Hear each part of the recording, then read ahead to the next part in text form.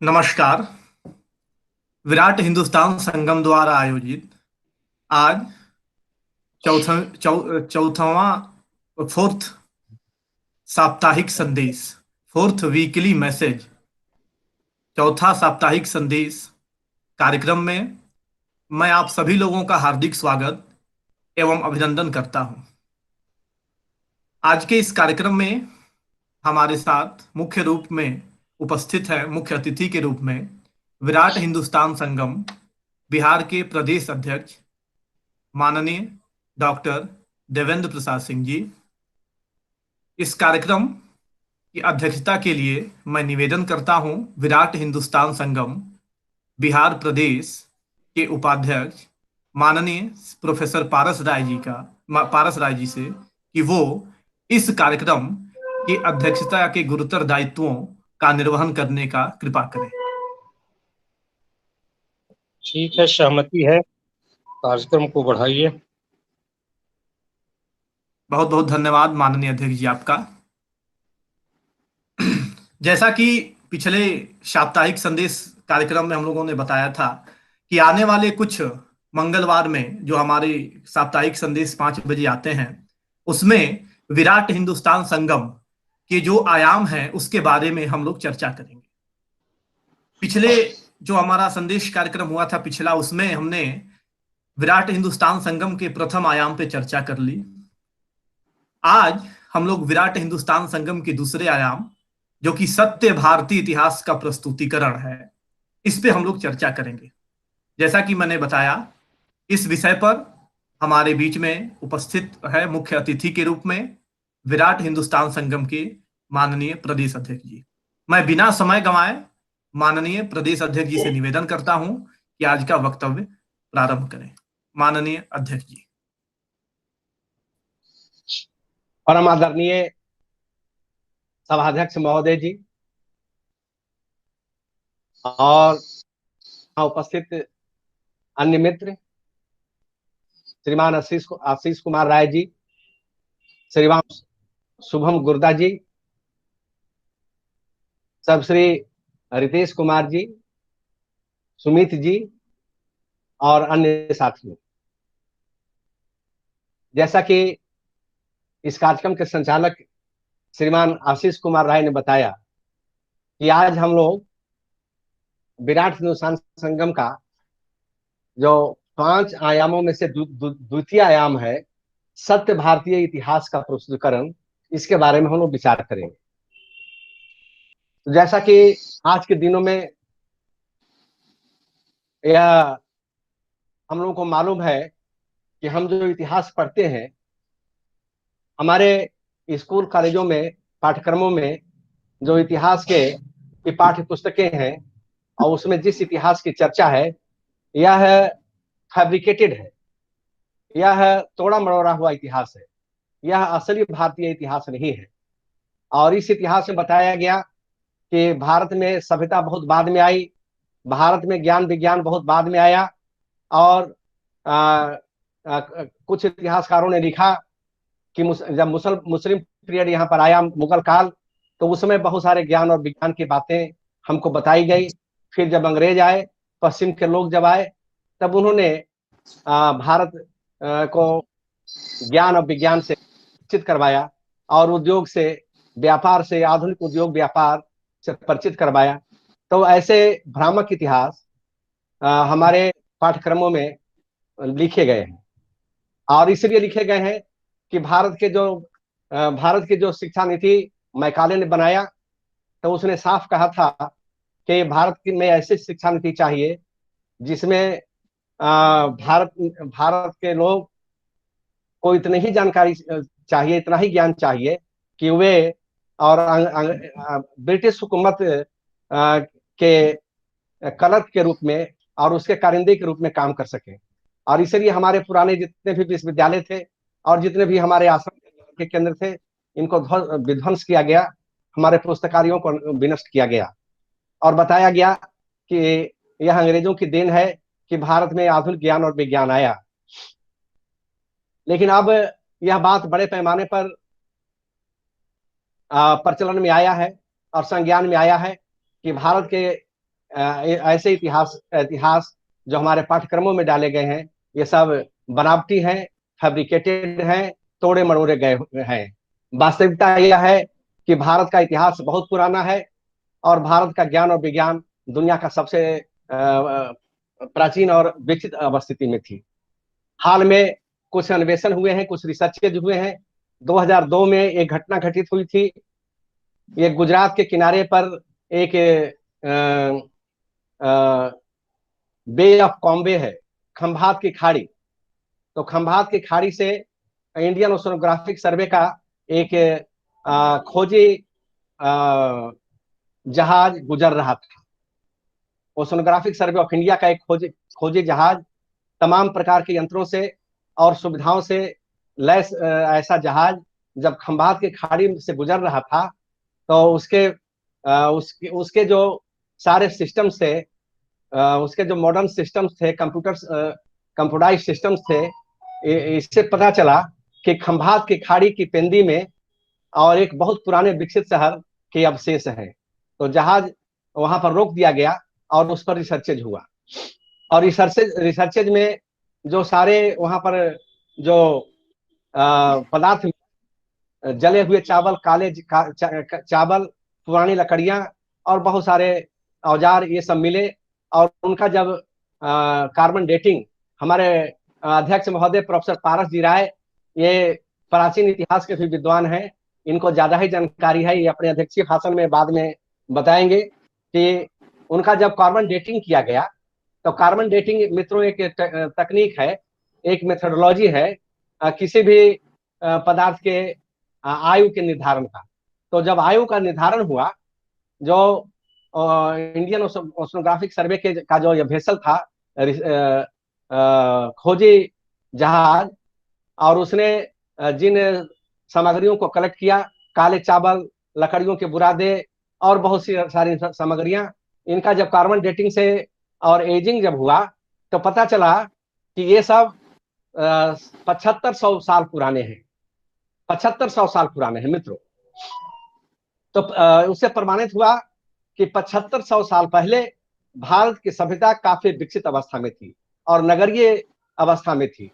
मानव सभ्यता का विकास होता है तो पहले उसके कई चरण गुजरते हैं, और अंतिम चरण जो है मानव सभ्यता के विकास का अंतिम चरण जो है, यह नगरीय सभ्यता है। पहले घुमक्कड़ों की सभ्यता से शुरू होती है, फिर शिकारियों की प्रथा आती है, फिर खाद्य संग्रह की सभ्यता का दौर आता है, उसके बाद कृषि, फिर ग्रामीण सभ्यता, और अंतिम सभ्यता के विकास का जो चरमोत्कर्ष है वह है नगरीय सभ्यता। जो 7500 साल पहले जब भारत में इस प्रकार के नगरीय सभ्यता की स्थिति थी, और भारत में नगरीय सभ्यता जब इतनी विकसित अवस्था में थी, तो मित्रों उस समय ये पश्चिम के देश, जिन्होंने हमको लंबे समय तक गुलाम बनाकर रखा और जिन्होंने बताया कि भारत की सभ्यता बहुत नई सभ्यता है, और मेसोपोटामिया की सभ्यता, नील घाटी की सभ्यता, बेबीलोनिया की सभ्यता, इन सभ्यताओं से काफी बाद की सभ्यता है। लेकिन ऐसे जो रिसर्चेज हुए उनसे पता चला, और भी बहुत से जगहों में ऐसे रिसर्चेज हुए और वैज्ञानिक प्रमाण प्राप्त हुए, उससे पता चला कि सभ्यता के प्रथम किरण का प्रस्फुटन भारतीय उपमहाद्वीप में हुआ था, और ज्ञान विज्ञान की प्रथम उपलब्धि भारत में हुई थी, और भारत ने ही पूरे विश्व को ज्ञान, विज्ञान, साहित्य, दर्शन और सभ्यता का संदेश दिया, और इसलिए भारत को विश्व गुरु कहा जाता है।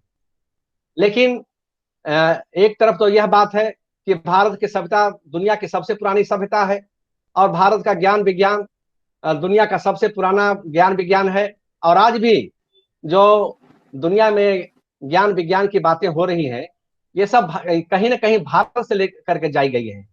बहुत सारे रिसर्चेस से यह भी पता चला है कि जर्मन में जो विज्ञान का विकास हुआ है, और ब्रिटेन में जो विज्ञान का विकास हुआ है, अमेरिका में जो विज्ञान का विकास हुआ है, उसके सारे जो ओरिजिनल स्रोत हैं, जो मूल स्रोत हैं, ये सब भारत के जो हमारे ग्रंथ हैं, जो जिनको हम धर्म ग्रंथ कहते हैं, ये दरअसल धर्म ग्रंथ नहीं है, ये हमारे वैज्ञानिक धरोहर है, ये हमारे साहित्य के डॉक्यूमेंट्स हैं, ये हमारे साइंटिफिक डॉक्यूमेंट्स है। तो इन्हीं से उन लोगों ने पश्चिम के देश के वैज्ञानिकों ने और विद्वानों ने यही से ज्ञान की बातों को, विज्ञान की बातों को ले जा करके और पूरे विश्व में प्रचारित किया। और वेद, जब हम वेद के बारे में विचार करते हैं तो पता चलता है कि वेद में जो ज्ञान और विज्ञान है वह आज के किसी भी ज्ञान और विज्ञान से ज्यादा विकसित अवस्था में वैदिक काल में, पौराणिक काल में भारत में ज्ञान और विज्ञान की स्थिति थी। तो ये सारे उदाहरण हैं। इस बात को प्रमाण करने के लिए, इस बात को कि संपुष्ट करने के लिए कि भारत का इतिहास बहुत पुराना है, भारत की सभ्यता और संस्कृति बहुत पुरानी है और भारत का ज्ञान विज्ञान भी काफी पुराना है। पश्चिम के देश जो आज अपने को विकसित कहते हैं, भारत में जब विकास की यह स्थिति थी, भारत में जब पुष्पक विमान की चर्चा होती थी और भारत में संजय के पास जो दिव्य दृष्टि थी, जो आज के किसी भी दूरदर्शन के से ज्यादा बेहतर काम करती थी, तो ये उस समय की बातें थी जब पश्चिम के लोग, या तो अमेरिका में या तो आबादी नहीं थी, और पश्चिम यूरोप के विकसित देशों में या तो लोग बहुत कम थे, कम आबादी थी, या और जो लोग थे भी ये जंगली अवस्था में थे, ये आदिम अवस्था में थे, ये जंगलों में नंग ढड़ंग भटकते थे। और जब पश्चिम में सभ्यता एकदम प्रारंभिक अवस्था में थी, मानव सभ्यता प्रारंभिक अवस्था में थी, तब भारत की सभ्यता काफी उत्कर्ष पर थी, ऊंचाइयों पर थी। और मानव जीवन के हर क्षेत्र में भारतीयों ने काफी विकास किया था। जीवन का कोई क्षेत्र ऐसा नहीं था जिसमें भारतीयों की बहुत अधिक बढ़ोतरी नहीं हुई थी।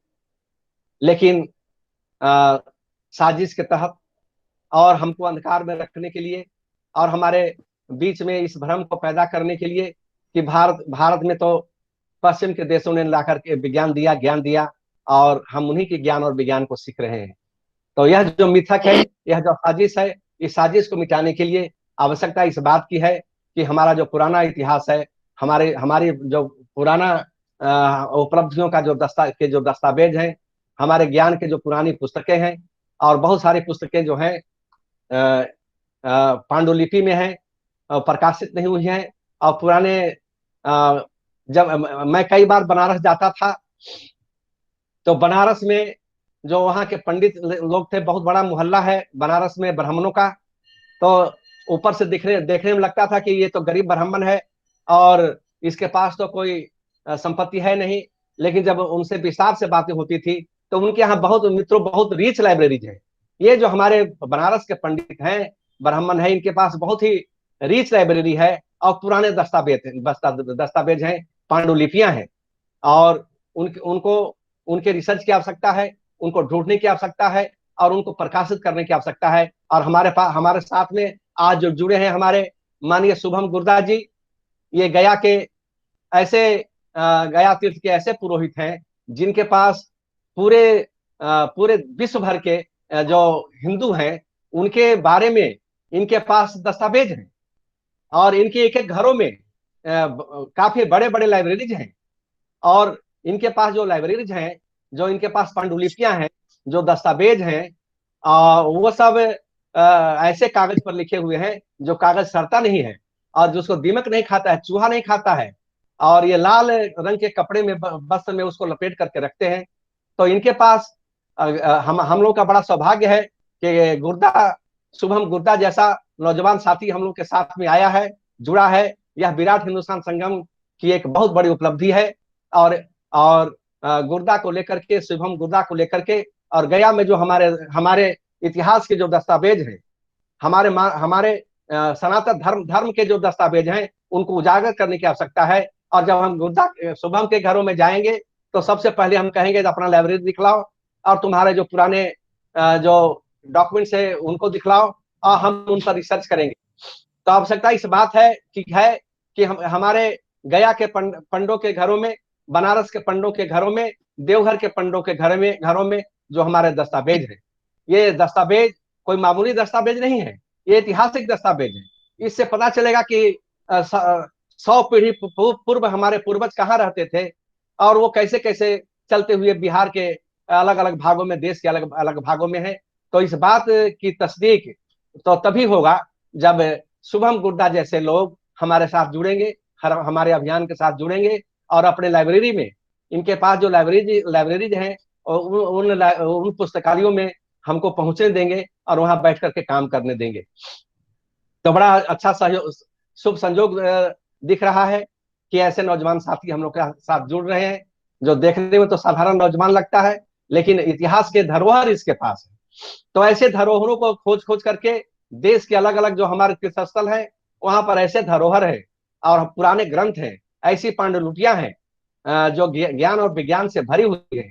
बनारस के पंडितों का कोई घर ऐसा नहीं है, पुराना घर देखने में लगेगा टूटा फूटा और झोपड़ी है और जंग और सड़ा हुआ किवाड़ अलमीरा, लेकिन उन अलमीरों में, उन दबीड़ों में जो हमारे इतिहास के दस्तावेज हैं, जो हमारे ज्ञान और विज्ञान के जो दस्तावेज हैं, उनको खोज करके बाहर लाने की आवश्यकता है और उन पर रिसर्च करने की आवश्यकता है।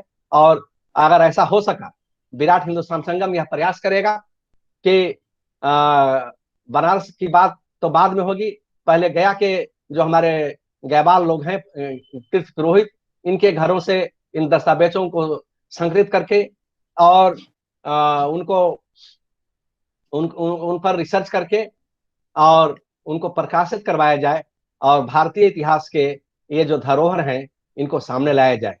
तो आवश्यकता इस बात की है कि हमारा इतिहास इतना पुराना है, इसको समझने की आवश्यकता है और इसके खोज की आवश्यकता है, इसके अन्वेषण की आवश्यकता है। बड़े पैमाने पर इनमें जो ज्ञान और विज्ञान की बातें हैं उनको उजागर करने की आवश्यकता है, उनको प्रकाशित करने की आवश्यकता है, उन पर रिसर्च की आवश्यकता है।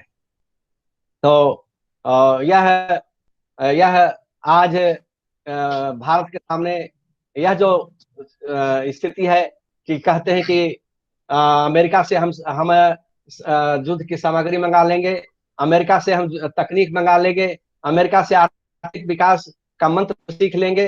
तो यह सब बकवास है। हमारे यहाँ जो कृषि के विज्ञान थे, हमारे यहाँ जो परिवहन के विज्ञान थे, हमारे यहाँ व्यापार के जो तरीके थे, हमारे यहाँ वाणिज्य के जो विकास हुआ था, प्रबंध शास्त्र का जो विकास हुआ था और समाज विज्ञान का जो विकास हुआ था, खगोल का जो विकास हुआ था और हर क्षेत्र में जो विकास हुआ था, यह अनोखा था, अलौकिक था और इनके बारे में खोजने की आवश्यकता है और अपने मित्रों को, अपने साथियों को यह बताने की आवश्यकता है कि भारत का जो इतिहास है काफी गौरवपूर्ण है, भारत की जो परंपरा है काफी समृद्धशाली है और भारत के जो ज्ञान विज्ञान के भंडार हैं ये काफी महत्वपूर्ण है और दुनिया के आज के किसी भी ज्ञान विज्ञान से और किसी भी वैज्ञानिक तकनीक से हमारे जो तकनीक थे ये कमजोर नहीं थे, ये काफी काफी एडवांस स्टेज में थे, लेकिन हम अपने को भूल गए हैं। इसलिए इतिहास इसलिए पढ़ा जाता है, इतिहास की पढ़ाई इसलिए आवश्यक होती है कि हम अपने को पहचाने, हमारे पुरखे कौन थे, उनकी उपलब्धियां क्या थी, हमारी परंपराएं क्या थी, हमारी संस्कृति क्या थी और हम अगर विश्व गुरु थे तो उसके कौन से कारण थे, उसकी पृष्ठभूमि क्या थी, उसका बैकग्राउंड क्या था। इसलिए इतिहास को पढ़ने की आवश्यकता है और भारत के सही इतिहास की खोज और पुनर्न्वेषण और उसके प्रकाशन और उसके प्रचार की आवश्यकता है। तो विराट हिंदुस्तान संगम का यह जो आयाम है, सत्य भारतीय इतिहास का प्रस्तुतिकरण और उनका अन्वेषण, इस आयाम पर हम लोग आगे काम करेंगे और इसमें प्रोफेसर पारस बाबू इतिहास के विद्वान हैं, ज्यादा प्रकाश डालेंगे और शुभम जैसे जो लोग हैं इनके पास जो इतिहास के दस्तावेज हैं, जो धरोहर हैं, उनकी बड़ी भूमिका होगी। विराट हिंदुस्तान संगम बिहार शाखा के द्वारा जो कार्यक्रम होगा सत्य भारतीय इतिहास के अन्वेषण की, उसमें शुभम गुर्दा जैसे नौजवानों की बड़ी भूमिका होने वाली है, क्योंकि इनके पास हजारों हजार वर्षों पुराने इनके पास दस्तावेज हैं, इनके पास डॉक्यूमेंट्स हैं और उसको खोजने की आवश्यकता है। उसमें सब कुछ लिखा हुआ रहता है। आज हम पूछें, हमारे जो वहां गया के पंडा हैं उनसे पूछें कि 10 पीढ़ी पहले हमारे कौन पुरखे थे, उनका क्या नाम था, वो कहाँ रहते थे, क्या करते थे और उनकी क्या क्या विशेषताएं थी, वो सारे उस डॉक्यूमेंट्स में है। और इस तरह से हजारों हजार वर्षों के जो हमारे पुरखों के दस्तावेज हैं, सब शुभम के और इनके बिरादरी के लोगों के पास भरे पड़े हुए हैं। तो यह बहुत बड़ी उपलब्धि है कि शुभम जैसे लोग हमारे साथ में हैं। तो इन्हीं शब्दों के साथ मैं एक बार फिर विराट हिंदुस्तान संगम के इस द्वितीय आयाम, जिसमें सत्य भारतीय इतिहास की अन्वेषण और प्रस्तुतिकरण को रखा गया है, इस बात के महत्व को मैं एक बार फिर रेखांकित करके और यह बताना चाहता हूं कि भारतीय इतिहास काफी समृद्ध है, काफी गौरवशाली है और हमारी परंपराएं काफी समृद्ध थी।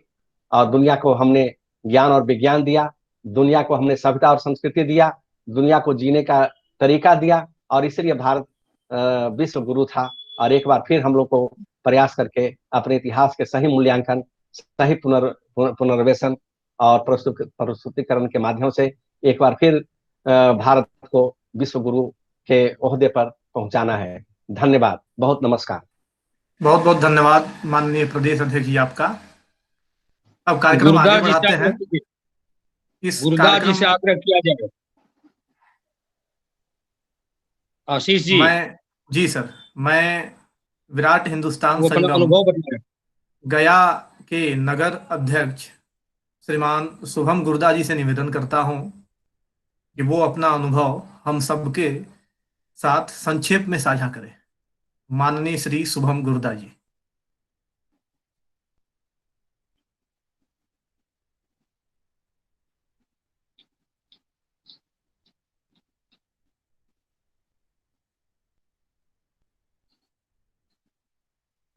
म्यूट है क्या? म्यूट है, हेलो, आप अनम्यूट कर लीजिए। मैं अनम्यूट कर लीजिए।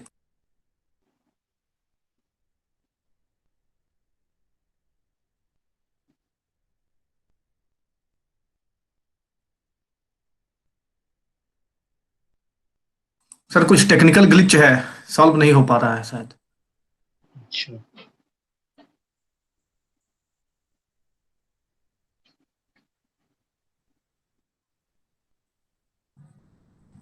ठीक है, आगे बढ़ते हैं सर। एनीवे आगे बढ़ाइए, जी कार्यक्रम को आगे मैं बढ़ाइए। जी सर, अब इस कार्यक्रम की अध्यक्षता कर रहे विराट हिंदुस्तान संगम बिहार प्रदेश के उपाध्यक्ष माननीय प्रोफेसर पारस राय जी से मैं निवेदन करता हूं कि वो अध्यक्षीय अभिभाषण देने की कृपा करें। माननीय प्रदेश उपाध्यक्ष जी। माननीय प्रदेश अध्यक्ष डॉक्टर देवेंद्र प्रसाद सिंह जी, माननीय आशीष राय जी, सर्वमाननीय शुभम गुरदा जी, विषय अत्यंत महत्वपूर्ण है। अभी अध्यक्ष जी ने कहा कि इतिहास आदमी को होशियार बनाता है, बुद्धिमान बनाता है, लेकिन यह भी सर्वविदित है कि इतिहास, हेलो मेरी बात सुन रहे हैं? मेरी बात सुनाई पड़ रही है? ए पुटी, देखो तो म्यूट हो गया है। सर आपकी आवाज आ रही है, आवाज आ आवाज आ रही आ है रही सर। है, ठीक है। लेकिन यह सर्वविदित है कि अंधा चका चौंधका मारा, क्या जाने इतिहास बेचारा, साक्षी है जिनकी महिमा के सूर्य चंद्र भूगोल खगोल, कलम आज उनकी जय बोल। किनकी जय बोल? तो भारतीय इतिहास की जय बोल। हमारे राष्ट्र कवि ने और इतिहास के मर्मज्ञ, संस्कृति के अध्यायों को विवेचित करने वाले दिनकर जी ने कहा है कि कलम आज उनकी जय। ये प्राचीन जो प्राच्य थी, जो पाश्चात्य इतिहासकार लोग हैं, इनके यहां तो 40,000 पहले ज्ञानी मानव हुआ, मात्र 40,000 वर्ष पहले। और 5,000 वर्ष पहले जो हमारा है, नहीं 5,000 नहीं, हाँ 40,000 वर्ष पहले ये ज्ञानी मानव हुआ। और हमारा इतिहास जो है वह वो उस अनंत की ओर जाता है जिसकी काल गणना ठीक से नहीं की गई है। और हम इतने संकोची थे कि हमने अपने अपनी उपलब्धियों को ठीक से लिखा नहीं, हमारी हिस्टोग्राफी ठीक से तैयार नहीं हुई। इसका परिणाम हुआ कि इन सातिर लोगों ने हमको असभ्य घोषित कर दिया, जबकि ये लोग असभ्य हैं, इनके लेखन असभ्य हैं। अब ये सुशासन की का इतिहास अगर आता है तो मुझको नहीं मालूम कि पाटलिपुत्र से अच्छा सुशासन का केंद्र कोई दूसरा रहा हो। इस पाटलिपुत्र से भारत की सबसे बड़ी सीमा सुशासित हुई है। जिन चाणक्य और चंद्रगुप्त का गुणगान करते हम नहीं अगाते हैं, वे चाणक्य और चंद्रगुप्त इसी पाटलिपुत्र में थे, वे विष्णु शर्मा इसी पाटलिपुत्र में थे। जिन अकबर महान कहा गया है, लेकिन कृष्णदेव राय का इतिहास बहुत कम लोगों को मालूम है। जिन बीरबल की कथा लोग सुनते हैं, लेकिन तेनालीरामन को कम लोग जानते हैं। जो हमारे यहाँ चिकित्सा का इतिहास रहा है, तो ये हर्षवर्धन के काल में जो हमारे जीवक हुए वो, अच्छा, हमारे यहाँ एक राज सम्राट हुआ करते थे, चक्रवर्ती सम्राट हुआ करते थे। उस समय और जगहों में जनसंख्या बहुत कम थी और उनको विकसित होने का तो कोई प्रश्न ही नहीं था। इन लोगों के तिलिस्म को खंडित किया स्वामी विवेकानंद जी ने उस धर्म संसद में, और उन्हें कहा कि भारत को आपको ज्ञान देने की जरूरत नहीं है, भारत को आप दे सकते हैं, जो लूटा है आपने भारत को, कमजोर किया है भारत को, तो आप ये भौतिक संपदा दीजिए। भारत का एक साधारण आदमी वह साधारण हो सकता है लेकिन मूर्ख नहीं हो सकता। यह भारत की इस देवभूमि की यह महत्ता है। अंग प्रत्यारोपण चिकित्सा विज्ञान आज कहता है, या ये भ्रूण हत्या। आप सोच सकते हैं कि एक कुंभ से ये 100 बच्चे पैदा हो सकते हैं। जो 100 कौरव हुए उनकी कथा तो ऐसी ही है।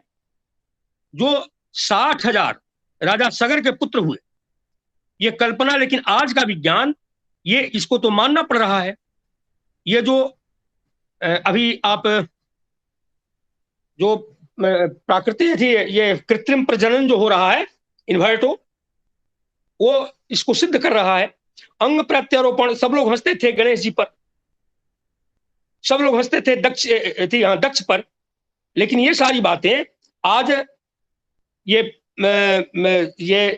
इसके प्रमाण हैं कि भारत के इतिहास में जो घटा है वह कोई कपोल कल्पना नहीं है, वह तथ्यों पर आधारित है। हमारे डॉक्टर साहब ने पुष्पक विमान की चर्चा की, या ऐसे ऋषि जो थे जो चिद्रव में विचरण किया करते थे, ऐसे मंत्र थे जिन मंत्रों के जाप से विनाश होता था। और ये चाइना वार, ये 62 का, उसमें पंडित नेहरू को द्वारिकानाथ तिवारी की सलाह पर ये पीतम्बरा स्थान में मध्य प्रदेश में, वहां पर जो स्वामी जी ने यज्ञ किया, राष्ट्र रक्षा यज्ञ, और उसका परिणाम हुआ कि वह युद्ध रुक गया। या और बहुत सारे चमत्कारिक लोग हैं जो हमारी प्राच्य विद्या के चलते फिरते विश्वकोश है। ये अभी जो हमारे विश्वविद्यालयों में बहुत सारे इंफ्रास्ट्रक्चर की बात आती है, हमारे यहाँ वृक्षों के नीचे जो नेचुरल ऑक्सीजन सेंटर थे, जो पीपल का वृक्ष था, उसके नीचे हमारे विद्यार्थी पढ़ते थे, और हमारी पारायण विधि वो कंप्यूटर से भी आगे थी। तो यह हमारा अतीत रहा है, और उस अतीत को ऐसे लोगों ने भुला दिया है, ऐसे उस पर परत चढ़ा दी गई है, ऐसी परत चढ़ा दी गई, चाहे उसमें मैकाले हों या आज के जो ये सत्ता प्रतिष्ठानों में स्थापित ये जो इतिहासकार या ये प्रशासक हों, इन सबों ने गद्दारी की है। एक टाइम कैप्सूल की बात आती है, जो हमारे रामशरण शर्मा जी ने टाइम कैप्सूल इंदिरा गांधी के समय में तैयार कराया था, उसमें बिल्कुल झूठा इतिहास इन लोगों ने डाल दिया। आर्यों के खान पान, आर्यों के रहन सहन या वैदिक काल को डिस्टॉर्टेड करके इन लोगों ने प्रचारित किया। ब्राह्मणों को, जो ब्राह्मण वो चलते फिरते विश्वकोश हैं, वो चाहे आप जिस ब्रह्मपुरी की चर्चा हमारे अध्यक्ष महोदय ने की, बनारस की वो ब्रह्मपुरी जिसमें 200 साल का इतिहास मिलता है कि वहां के पंडित आजीविका के लिए कहीं नहीं गए, उनके घर में आकर और छात्र शिक्षा ग्रहण करते हैं और वेद वेदांगों का अध्ययन करते हैं। उन्हीं में से एक किशोर कुणाल जी जो इनको प्रारंभिक दिनों में अपनी तैयारी करनी थी, इनको ब्रह्मपुरी जाना पड़ा था। तो अच्छा, ऐसे सूत्रवत हैं ये पाणिनि के 4000 सूत्र, जो व्याकरण को केवल पारायण के माध्यम से वो पारायण पद्धति और कहीं नहीं है। अच्छा, और भी जितने लोग हैं, चाहे वो संचार की बात हो, जो अभी ये संजय की बात हुई, या आज जितने भी विकसित तकनीक हैं, इनकी जड़ हमारे यहाँ है। और उस समय के जो पाश्चात्य वैज्ञानिक थे, जो पाश्चात्य विद्वान थे, हमारे शास्त्रों को ले गए। और तो और जिन मुस्लिमों का कहा जाता है कि उन लोग हम लोगों को शिक्षित किया, ये बख्तियारपुर को जानते हैं देवेंद्र बाबू, बख्तियार खिलजी, ये नालंदा के विश्वविद्यालय की लाइब्रेरी को इसने जलाया। 6 महीने तक वो लाइब्रेरी जलती रही। तो ऐसे ऐसे अत्याचार हुए हैं, ऐसे इतिहास को भुलाया गया है, और इस पर हमारा विराट हिंदुस्तान संगम ये काम करता है। तो यह एक अस्तुत्य प्रयास है। सोर्सेज की जहां बात आती है, तो विश्व हिंदू जनांकिकी का इतना प्रमाणित दस्तावेज है गया में कि उससे दुनिया भर के हिंदुओं की संख्या पर, हिंदुओं के रहन सहन पर, हिंदुओं की सोच पर प्रकाश डाला, आधिकारिक प्रकाश मिलता है। अब यह हमारे ऊपर निर्भर करता है कि उसको हम वैज्ञानिक ढंग से प्रस्तुत करें। वो पोथियां जहां भी पड़ी हुई हैं, वो पड़ी हुई है, तो उन पड़ी हुई पोथियों को, उन ताड़पत्रों को, या जितने भी हमारे स्रोत हैं, उन स्रोतों को लाना है। कृषि की ही बात हम लोग किए हैं, तो कृषि में भी तरह तरह की पद्धतियां हमारे यहाँ आज भी है, जिनको विकसित करने की जरूरत है। अगर ऐसा हम कर पाते हैं तो यह बहुत ही सार्थक कदम होगा। ये भारत की आत्मनिर्भरता के लिए और ये इसको विश्व गुरु बनाने में फिर एक नया प्रयास होगा। अन्यथा क्या कोई विश्वास करता पहले कि यहाँ पर ये राम सेतु भगवान राम का बनाया हुआ है? अगर सैटेलाइट से इमेजरी नहीं आता, किसी को सरस्वती नदी की सभ्यता, सिंधु घाटी की सभ्यता की तो बात लोग करते हैं, सरस्वती जो विलुप्त हो गई है उनकी सभ्यता की चर्चा बहुत कम लोग करते हैं, बहुत कम लोग जानते हैं। तो अभी भारत में इतना कुछ छिपा हुआ है और इसके इतिहास के पन्नों में इतनी सारी बातें हैं कि अगर ये बातें सामने आ जाएं तो केवल भारत का ही नहीं, पूरी दुनिया का कल्याण हो। हम एकात्म मानववाद की जो चर्चा करते हैं, तो हम केवल अपनी बात नहीं करते, केवल भारत की बात नहीं करते। हम सर्वे भवन्तु सुखिनः, सर्वे सन्तु निरामया, सर्वे भद्राणि पश्यन्तु, मां कश्चित् दुर्भाग् भवेत्। इस पर हमारी संस्कृति चलती आई, यही हमारा पथ है। और ईश्वर से प्रार्थना है कि हम लोगों को भगवान शक्ति दें कि उस पथ को हम एक बार फिर आलोकित करें और पूरी दुनिया को उस पर चलने के लिए प्रेरित करें। इन्हीं सब शब्दों के साथ मैं अपनी बात समाप्त करता हूं। बहुत बहुत धन्यवाद माननीय उपाध्यक्ष महोदय आपका। तो इस प्रकार से आज के इस संदेश कार्यक्रम के हम अंतिम पड़ाव में पहुंच चुके हैं। मैं पुनः एक बार विराट हिंदुस्तान संगम के प्रदेश अध्यक्ष माननीय डॉक्टर देवेंद्र प्रसाद सिंह जी को धन्यवाद देता हूं। इस कार्यक्रम की अध्यक्षता कर रहे विराट हिंदुस्तान संगम बिहार के प्रदेश उपाध्यक्ष माननीय प्रोफेसर पारस राय जी को भी मैं धन्यवाद ज्ञापित करता हूं। इसके अलावा इस कार्यक्रम में उपस्थित